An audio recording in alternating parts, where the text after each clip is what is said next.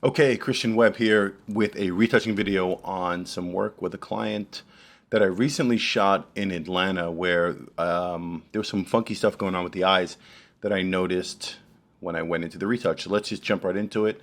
I have the image open here, and you see right away, you can see these yellow kind of, I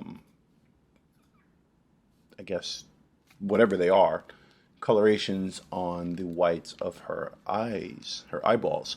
So I want to, while we're going to go ahead and fix those issues, we're going to just do some normal eye work that I would do on any image. And she's got great eyes to work on, so this is a good time to do that. So let's just jump into this really quick. First thing I'm going to do is I'm going to duplicate my layer as usual. Oh, that's so boring, isn't it? It's the first thing. We all know that's the first thing you do, right? Although I have had times where I start my preliminary edits and realize I didn't duplicate my layer and then I'm stuck. No big deal, but it happens. The way I'm going to deal with this first, and now this may not be the order that I would do this, but since it's the outstanding issue are those yellow pieces in the eyes, let's just go in and do what the way I would handle redness in an eye anyway. I would go in here. I would take my selection tool, make a selection of the entire white. I'm doing this just bear with me.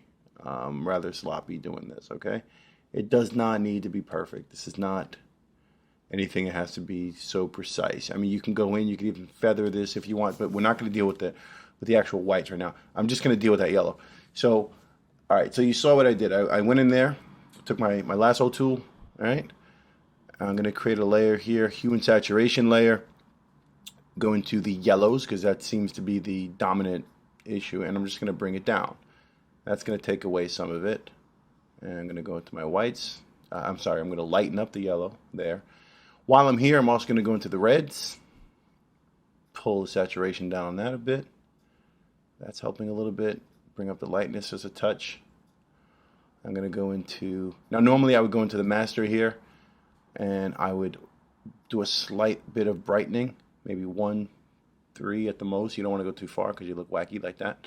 But I would probably go somewhere, here. But I'm not going to do that right now. I'm just going to look at what I did as far as removing some of that. Now you can see how that's helped a lot, all right?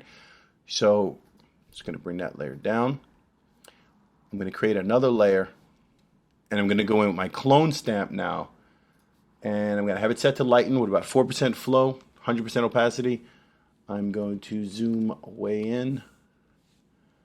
And this is another way to tackle problem areas. Let's just get this to about here. I'm going to change my brush size a little bit. I'm going to come in, I'm going to sample, and I'm going to just start to paint to try to remove this discolored, this little dark muddy area that you see that was left over from the yellow. And we're just trying to take that out. I actually might even go into normal mode on my clone stamp and try to take this out. Let's see what that does.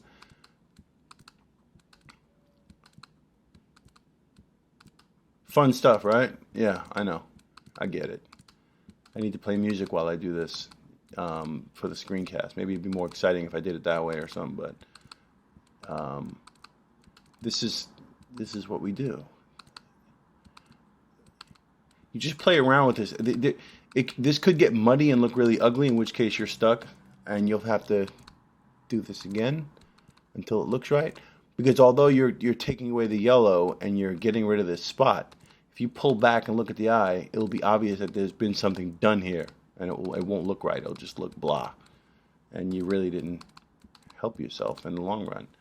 So same thing over here. And I'm not going for perfection. You don't want to make an eyeball where everything is perfectly clean. These little veins and all these different little things are supposed to be here. That's just normal.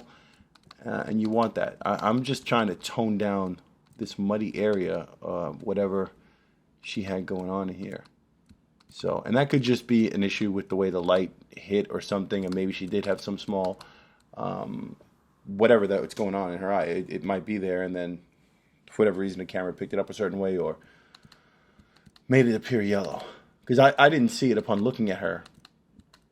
And that's the case for a lot of these things that we see once you throw light in somebody's face and you shoot it with 36 megapixels, you're going to see things that you might not normally see.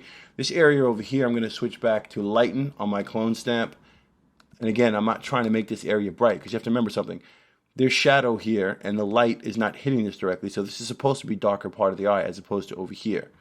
And that's something to pay attention to. You don't want to make this as bright as that side. That's not a good look. Depending on how you lit the subject, depending on what the actual photograph is for. If you're talking beauty and you're talking about direct light from a straight on angle or something, then it might be, both eyes might be identical in terms of brightness in those areas. But in this case, the light is coming from the camera right side, and there is definitely shadow here, and it should be there. I'm going to go back to normal now on my clone stamp. You'll see that you're just going to go, depending on what your goal is, you'll need to switch the mode on your clone stamp to get different effects. I'm trying to get rid of this random ring that's here and some of these little white spots that are back here.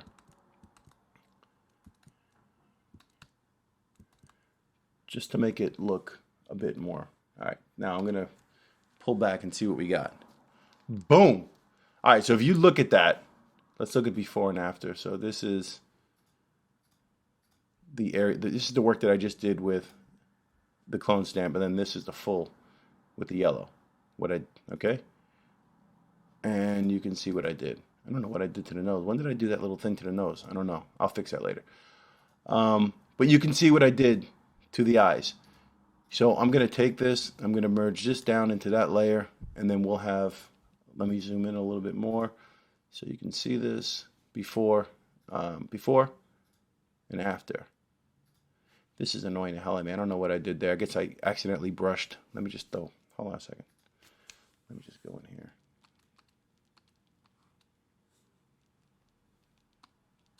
Oh, my bad.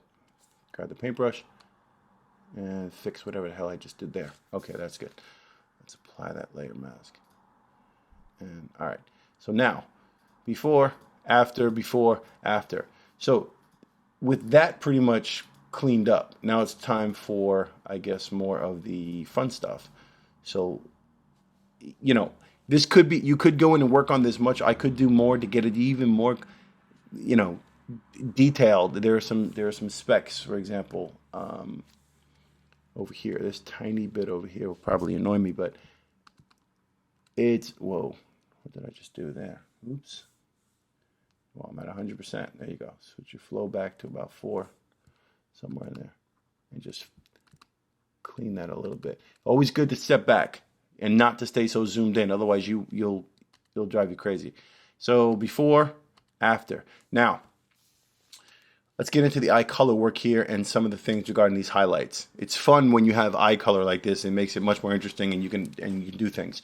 Of course, this is a headshot for an actress, so we're not trying to go in there and define the eyes to such a degree where it's overwhelming or we're oversaturating them or doing something crazy. That's not the goal here. You can do things that enhance the actual eye color, and that's fine. So what we're going to do is I'm going to show you a couple of things. The easiest thing, and I've touched on this before, and I've talked about this in a blog, is to go here, first of all, create your next layer. Grab your dodge tool. You can go on to midtones, shadows, or highlights. I sometimes start with midtones depending on how the person's eye color. If they have a darker color eye and you're trying to bring up the brown or trying to bring up something in the eye, I usually go to midtones or shadows.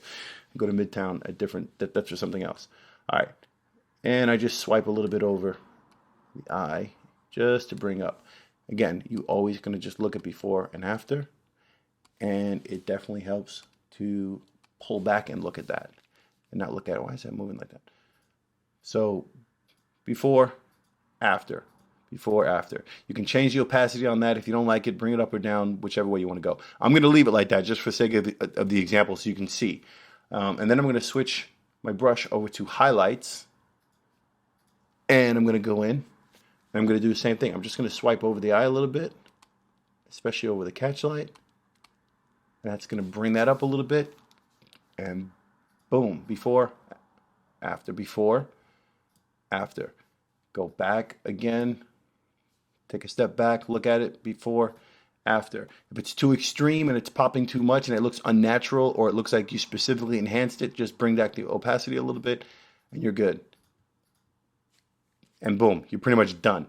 I am going to go back in. I want to show you guys just really quick for the whites of the eyes. I mean, these are fine the way they are. I wouldn't mess with this any further. But for the sake of the example, we're going to go back to our lasso tool. We're going to go in. We're going to select the whites of the eye. Very simply, you can do this. Again, I will always preface, or I should have prefaced before I even started, there is 1,000 ways to deal with these things. Matter of fact, I might even just go ahead and show you another one when I finish this. You can go ahead and do this. You can feather this if you want. It's up to you. I'm not even going to bother. I'm just going to go straight in here.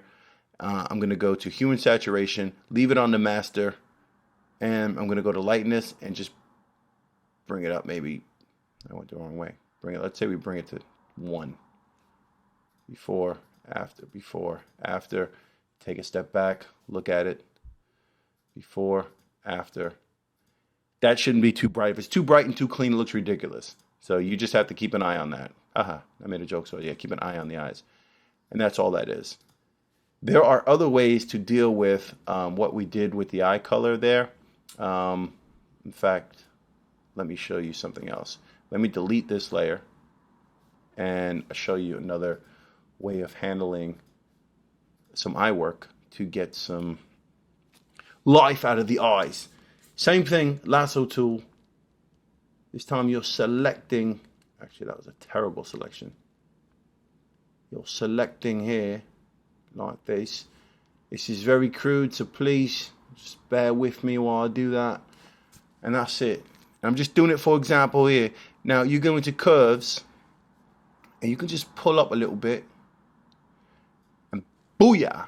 It brightens the eyes just a touch. Let me go back. Let me fit on screen. Look at that. That's before, that's after. Before, after. Relatively same thing that I did with the Dodge tool, but maybe to a little bit extreme. But it basically achieved the same effect. Now I'm still going to go in, even if I take this layer, merge it down, go in here, create a new layer, Dodge tool, but this time only the highlights, pop open onto the catch lights there, and as you can see, the combination, the Dodge tool, and then the curves adjustment layer I did creates that look. All right, so let me stop with the accent. So there we go. Now, again, one might say that's a bit too extreme, so let's just bring it down a little bit. Before, after. Now, I need to watch what I just did because I brought back that layer and had all the eye work I did earlier in the actual eyeball, so we can't really change the opacity now that I did that. So that's it. That's all I wanted to show you. That it's very simple. It's pretty fun stuff too when you have really gorgeous eyes, when you've got blues and greens and hazels and like these crazy brown eyes. It just, your eye work is going to make a big difference. The real thing about eye work is to make sure you get really sharp, clean eyes to start. That's regardless of whether you're shooting at 1.4, 1.8, or 5.6 or 7.1, whatever. Just make sure your eyes are sharp to begin with and they're clean, and you'll wind up with a decent result in the end. You can go in here and go with the sponge tool, put it on saturate. This is just stupid stuff. I'm just having fun now. And you can saturate eyes to get more color. Now that was a crummy way of doing it, but because what you want to do is pay attention to which portion of the eye you are actually saturating.